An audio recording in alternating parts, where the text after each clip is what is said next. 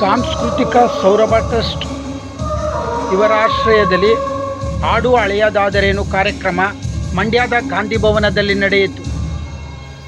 ಈ ಸಂದರ್ಭದಲ್ಲಿ ಉದಯೋನ್ಮುಖ ಗಾಯಕರು ಈ ಕಾರ್ಯಕ್ರಮದಲ್ಲಿ ಡಾಕ್ಟರ್ ರಾಜ್ಕುಮಾರ್ ಅವರ ಹಳೆಯ ಚಲನಚಿತ್ರ ಗೀತೆಗಳನ್ನು ಹಾಡಿ ಸಭಿಕರನ್ನು ರಂಜಿಸಿದರು. ಸಮಾರಂಭವನ್ನು ಉದ್ಘಾಟಿಸಿ ಮಾತನಾಡಿದ ಬಿಜೆಪಿ ಮುಖಂಡ ಅರವಿಂದ್ ರವರು, ಡಾಕ್ಟರ್ ರಾಜ್ಕುಮಾರ್ ಸರಳತೆ ಮತ್ತು ಶಿಸ್ತು ಇಂದಿನ ಯುವ ಪೀಳಿಗೆಗೆ ಮತ್ತು ಯುವ ಕಲಾವಿದರಿಗೆ ಮಾರ್ಗದರ್ಶನ ಎಂದು ಹೇಳಿದರು.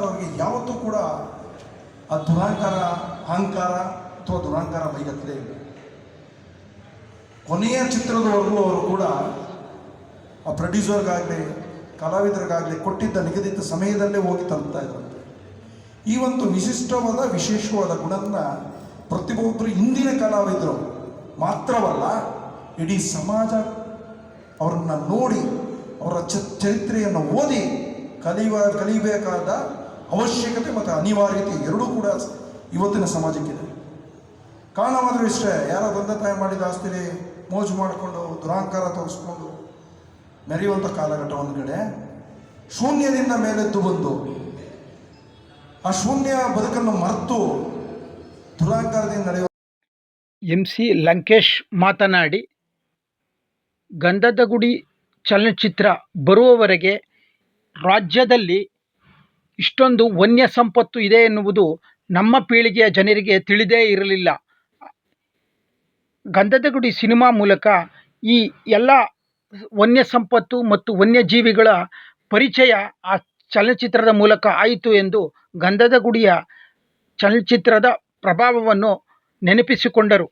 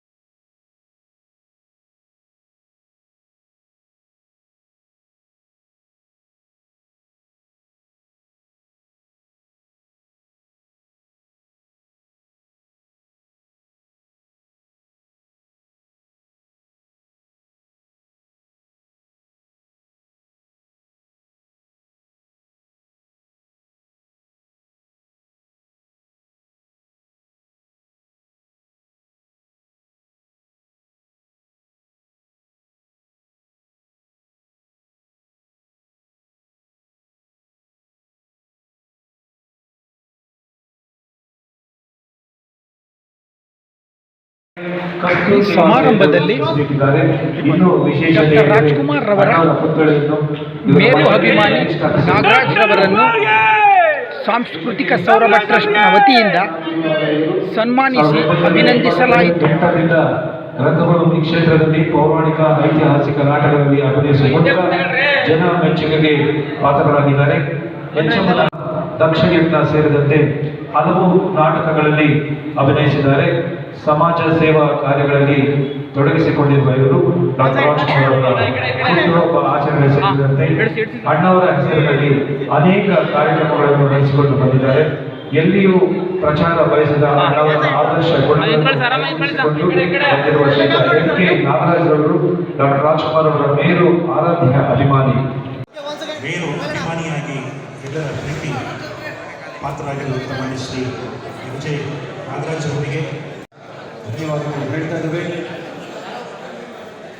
ಈ ಭಾಗದ ಹೆಚ್ಚಿನ ಅಭಿಮಾನಿಗಳು ಸಹ ಈ ಒಂದು ಕಾರ್ಯಕ್ರಮದಲ್ಲಿ ಪಾಲ್ಗೊಂಡು ಕಾರ್ಯಕ್ರಮಕ್ಕೆ ವಿಶೇಷ ಮೆರುಗನ್ನು ನೀಡಿದ್ದಾರೆ. ಅವರಿಗೂ ಸಹ ತುಂಬ ಹೃದಯದ ಧನ್ಯವಾದಗಳು ಹೇಳ್ತಾ ಇದ್ದೇವೆ.